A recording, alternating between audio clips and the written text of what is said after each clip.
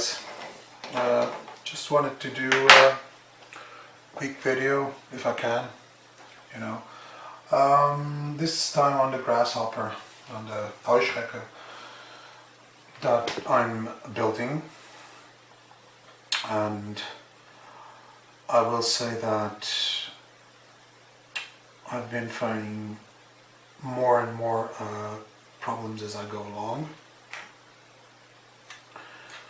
And I will most definitely keep the turret on the vehicle. At some point I thought about building a full interior similar to Dragons, if I could find good enough images and good enough references. But I really want to build this as well as I can, and just paint it as well as I can, make a very simple base for it, and then focus completely on my D-Day group build. So just wanted to point out a few issues I've been finding with this kit. First one is the turret took a bit of cleanup. When I first looked at it, it seemed, perfectly formed. It's really thin plastic, looked to scale, very little seam lines and all that. But I did have flash on the inside of the turret, which now I've cleaned it. And here, on this bit right here, and on this one here, these two, I had quite a big chunk of plastic that was visible from the outside in the top of the turret. So I removed it with chisel. Once again, marvelous making chisel here. But well, I can't do a very good job. Well, it won't be visible, but I can't do a very good job with it. So maybe in the end I'll make a build review, but for now all I have to say about this is I'm getting really disappointed at this kit. I know many kits have problems and all that, but Trumpeter does make a few really nice kits, and this one just looks careless, just half-assed effort to make this vehicle. And I don't know, I found here, for example, they tell you on step 10 to place another hammer opposite to this one here. I can show you another hammer, and there's a location hole in there which I had to cover, and I'm just waiting for it to dry, and then I'll chisel it off and sand it. I just added a bit of evergreen styrene here. And it was supposed to have another hammer there, but not only wouldn't fit because it needs to have two shovels here, and also there's this rivet right there that really doesn't allow for the hammer to sit properly. Never mind the issue of it not fitting at all. It wouldn't even sit there. So I'm just going to not place it there. I'm going to ignore the instructions. I'm not going to place it there. Everything else went just fine. There are a lot of ejector pin marks on this kit, and some are in really bad places.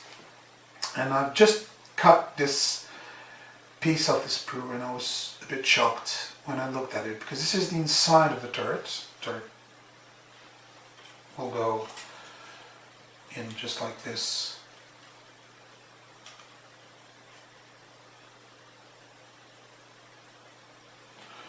Now they can have you have the idea. It will look, will be the interior of the turret, but you just have a look at this part here. that shows the inside, the detailed inside of the turret. To leave there, I don't know, 10 ejector pin marks, I think. 1, 2, 3, 4, 5, 6, 7, 8, 9. 9 ejector pin marks, which should not be here. I mean, I wouldn't mind if they were here on this side. Just I wouldn't care, because just send it down. But here, we all run the risk of eliminating detail. Now, I know that these are just ejector pin marks. I shouldn't be whining about this, but in these days, it's just ridiculous, I think. Just tell me if I'm wrong, but it's ridiculous. Engineering, that's what it's for. Just, flip the damn part and, just, I don't know. I really don't know. Another thing I wanted to call your attention to is that, oh, there's a hole there. This is a big vehicle, quite a big one. You just place this here on the top. Come on.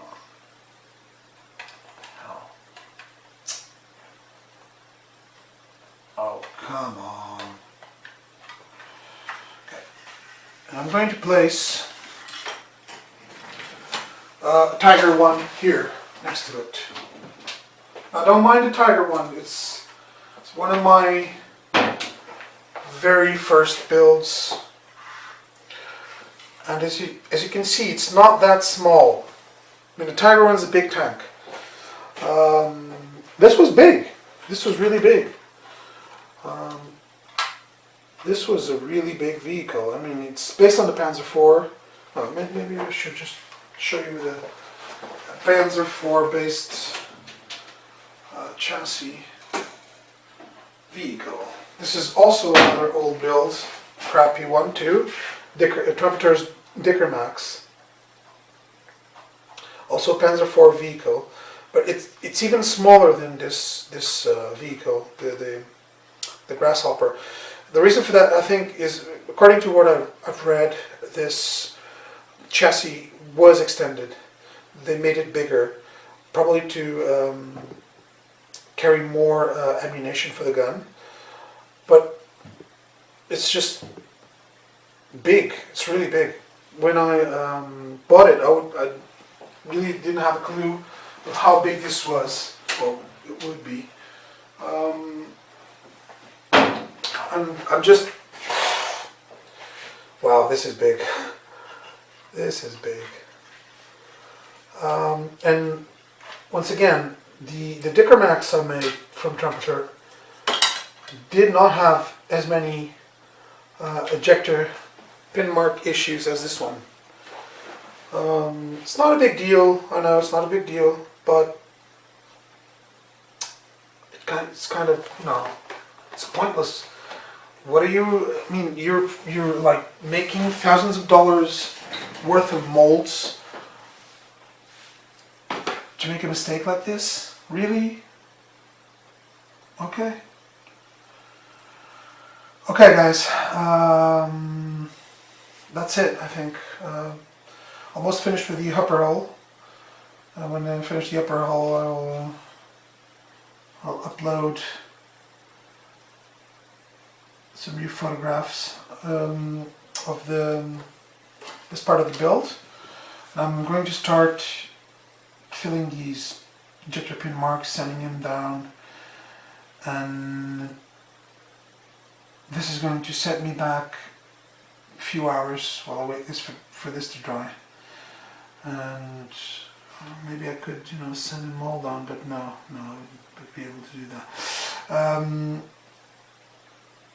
I just want to, well, I think I'll work a bit on the King Tiger because this is really disappointing. Good guys, that's it. Bye.